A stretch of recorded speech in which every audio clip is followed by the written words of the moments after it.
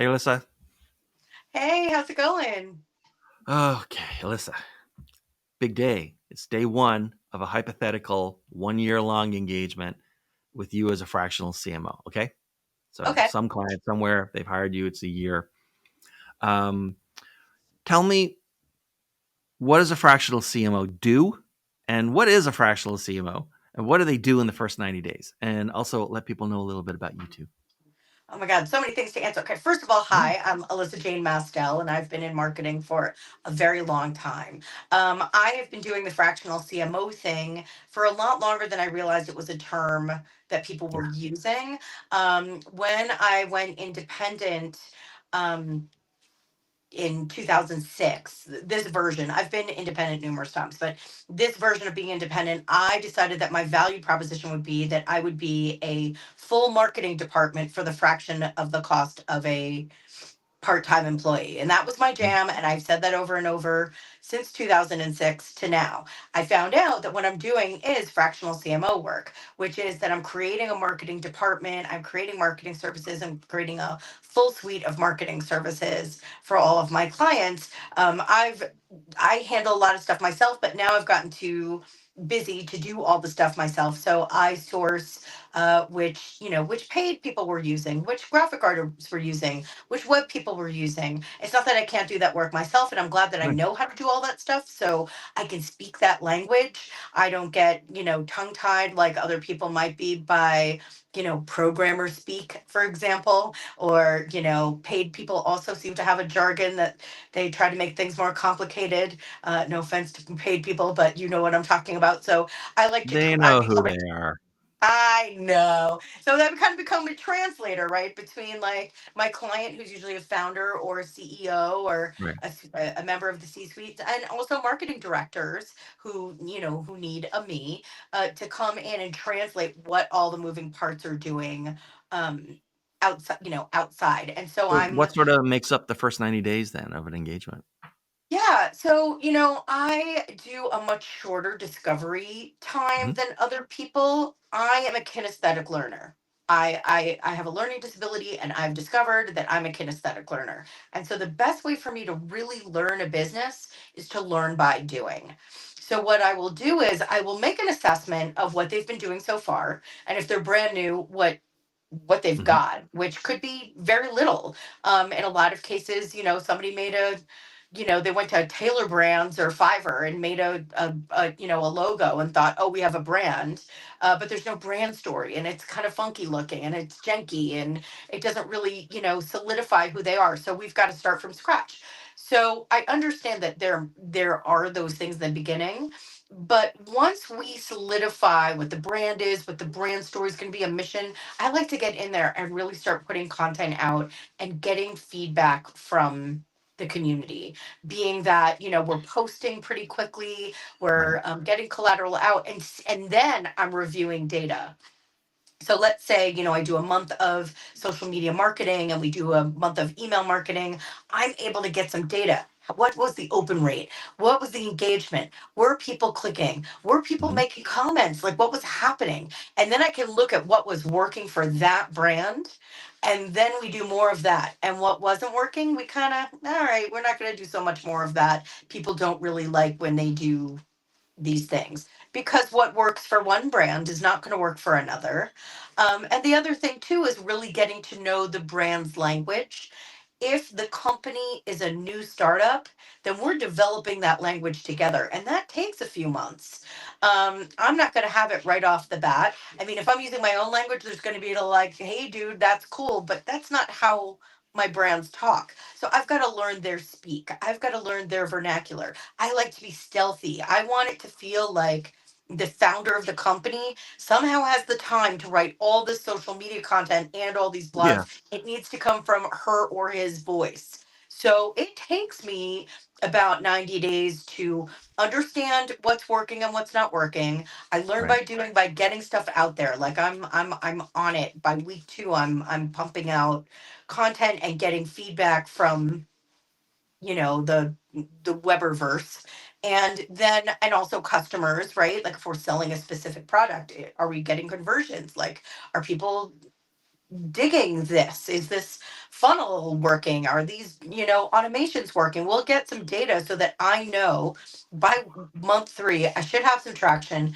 I should have some conversions. I should have a really good sense of what I should fluently speak their brand language and be able to then build from that so that the next, 3 months after the first 3 months, we're really cooking. All right. So that really neatly, I think, leads into the next question I wanted to ask you, which was, okay, so let's like flip positions, and you're now that client's CEO, right? Mm. Like, how are you going to get maximum value out of the fractional CMO that you now have for a year? Like, how do you Yeah. squeeze every last bit of value out of that person? You might renew them, but in case you don't, how do you like get maximum, or how do you waste money typically? Okay. Well, I am pretty psyched to say that every single one of my clients has kept me much longer than the Hmm. contract right now. Every one of my clients right now, because I don't want people to go back in time like, but in 2000, Hmm. every one of my clients right now in my roster have had me over a year. And what has worked with them is that I've provided, first of all, I don't gatekeep. Second of all, I'm full transparent. I will train your team to know everything I know. I will train you to understand everything I know. Like I said, remember I said I'm a translator? I really love when my clients totally understand, are fluent in what marketing stuff is. I know they're busy and they don't have the time to do it or to manage it. Otherwise, they wouldn't need me. But I want them to know what's going on. I don't want them to feel like I feel when I go to the mechanic with my car. Right. And, so it's really important to me that they feel like I'm transparent, I'm honest, I'm giving them what they need to know, and giving them as much information as they need so they really feel like I'm their right hand gal. I Okay, love that. so let's think about like those 12 months, all right, of a Mhm. duration of this hypothetical engagement. Let's think about the marketing team for a minute, right? How are they different at the end of the 12 months than you've been there for a year than at the beginning when, it's the day one, they don't even, they barely even talk to you yet. How does the marketing team as a whole change or improve ideally, right? At the end by the end of the 12 months. Um, you know, What are they better at, or what have they stopped doing? Okay, yeah, yeah. So, one thing is I don't gatekeep. So if you have anyone on your team doing any specific task, I'm going to teach them everything I know. I want them to be better than me. I want them to be super awesome. I was this way when I was a marketing director at companies. I have discovered that when you build and empower the people you're working for and the Hmm. people you're working with up, we all do better. I had to learn that the hard way. If you met me 25 years ago, I was a terrible boss. I was the bitchy, awful boss that felt like if people knew what I know, they won't want me to be in leadership. But I've discovered that being the best leadership I can be is to just empower everyone around me to be awesomer than me. So I love when I elevate everyone on the team to be that much better. And it could be just through encouragement, it could be through training, it could be through just the way that we all work together. So, for the most part, most of my clients don't have a team. They Right. need me to create the team. Ah, So yeah. I'm the one pulling in I'm using a lot of the same people over and over because we have a great relationship. Like the web person, one of the web people that I work with, my WordPress person, I've been with her for 4 years. So, I do like to build relationships with the people that are around me. So we have a really solid team on my end. But I've also coached, I had a client that was a tech company. They hired a girl who had 19,000 followers on Instagram. So she must be good at social media. Uh, this story is old as time. So what do? Instead of sacking her, I love this. They hired me to come in and train her. So I took her Sure. under my wing, and when I left, she was awesome. She had great systems in place. She had great protocols in place. She had um, hashtag banks and ways to research things, and understood how to present reports. Like I really elevated her so she could really run that department. Tell So I people, have because the audience for this podcast is typically people looking to hire a fashion. They're not marketing people. Tell people what a hashtag bank is. Oh, sure. Yeah. So we regularly, for our clients, research and keep up to date a bank of hashtags that are performing really well in their Hmm. niche.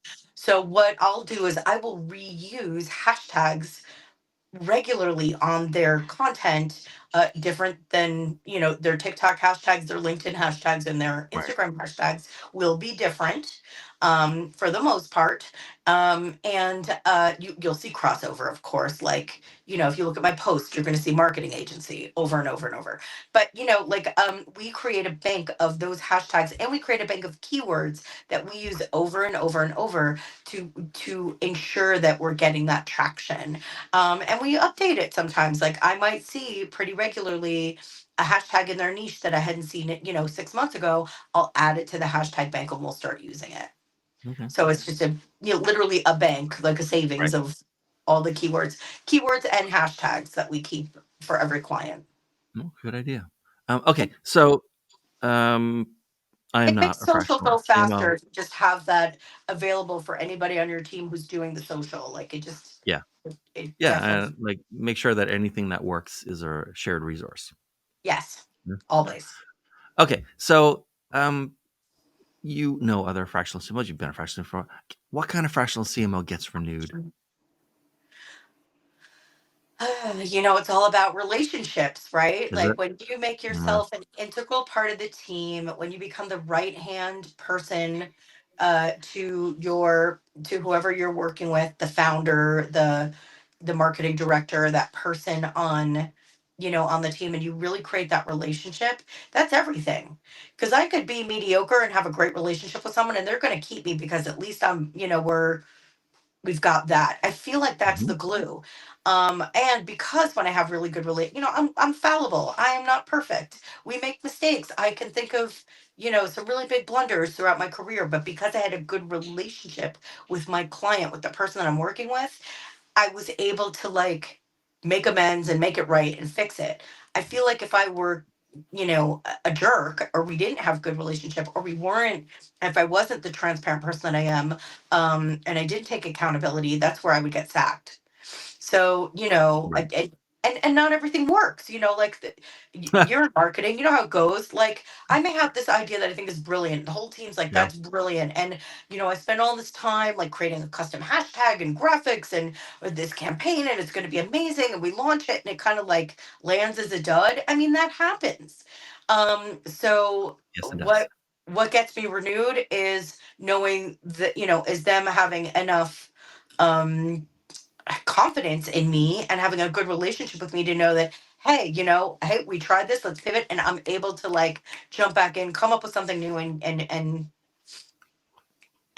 add to the. I'm trying not to say the pivot word because it's corny, Yeah, I and know. it's hard, but like, I'm to be able to, like, okay, let's try something new, got a new idea, be able to dust myself off and keep going on their behalf. All right, then let's sort of running. We're almost at the end of our time. I want to ask this question, though. Okay, Okay. there are easier ways to make a living. Why do you do this? Why is this fun? Oh my God, there are. I love marketing. I fell into, when I think about this is going back in time. Yeah. In the 90s, when I thought I was going to be a filmmaker and I went to film school and I was going to be like the next Martin Scorsese, and I was like sure of it. I ended up falling into public relations. And ever since, I have just been on this trajectory of, like, it just keeps making sense to me. It's organic to me. I enjoy it. It's my idea of a good time. I get to be creative. I get to be, I get to do graphics. I get to talk to people. You can see I'm pretty Hmm. chatty. Like, I get to be friendly. I get to You, Patty? work. No, come I on now. know who is Come this on person? now. I don't know. I get to, like, be out there and be social. I'm a very extroverted person. Like, this Right. is, I mean, it's work. I work my ass off, but it's not the kind of work that might be work to someone else. There are Yeah. aspects of this job that I definitely don't gravitate to. Like, I love outsourcing the paid marketing stuff. I can read analytics, I understand what it is, but, like, Hmm. it takes a different brain than me. I'm very much more the creative publicist, graphic design, branding gal. But, like, I understand it. But, like, that to me would be work. If I only did paid all the time, then I'd be like, why the F am I doing this? But I get to, collaborate and do the strategy stuff and be this, I want to be like puppeteer, but that sounds corny, but like, I get to like come up with a strategy and then see it all come to fruition. And this makes my very creative heart happy. So to me, it's like, I don't know what other job I'm going to do. Yeah, fair enough. Well, that's great, Yeah. right? If you can't imagine yourself doing any other job, then no matter how frustrating or stressful or just like how much, whatever at all, it's like, well, I can't even imagine doing anything else. This is me. Yeah. I mean, like when I look at other jobs, I'm like, oh my God, how do you do that? Yeah. Like people who do like, accounting like that. And there are people who just love that. And I look at that and I'm like, Hmm. that looks like a sucky job. Like, but like, good for you. It's just how our brains work. So this to me just Yeah. comes naturally to me and it's like so much fun. And I think the other thing I would say, Dean, that like is really great about marketing for me is I'm a person who loves to learn.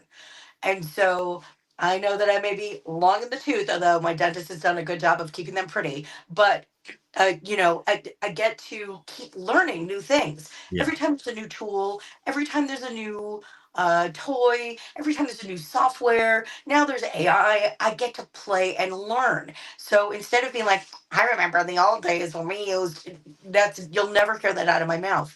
I get very excited for whatever the new thing is. And people are even talking right now about the ban on TikTok. And yes, Hmm. I love TikTok. I'm on TikTok. You can find me at the 1111 Empress. I absolutely blather a lot on TikTok. I love TikTok.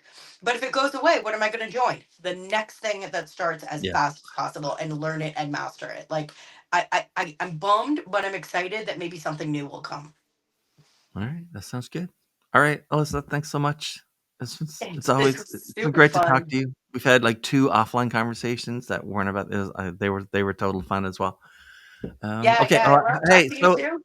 who should reach out to you, and how should they get in touch with you? Yeah, so I love working with startups. I do a lot of work in tech, but I do a lot of consumer stuff too. I started in the music industry. I'm not in a specific niche, but I prefer smaller companies, startups, companies that like really need me, that need a CMO but can't afford a full-time CMO, that really need someone to help them build their marketing department and build their marketing from scratch. Like that is my jam. And butter and peanut butter and all the toppings. Like that is what I love. All right. And how should they get in touch with you? I have a What's the website. website? Convert. Yeah, I have a website. Yeah, you can find me on LinkedIn, Alyssa Jane Mastel. I'm the only one that I know of. Or you Okay. can also find my website, convertgomarketing.com. And if you fill out that little form on my website, I'll write you a mini strategy for free. Right on. All right. This has been great. Thank you so much. It's been super fun. This went by fast. Okay.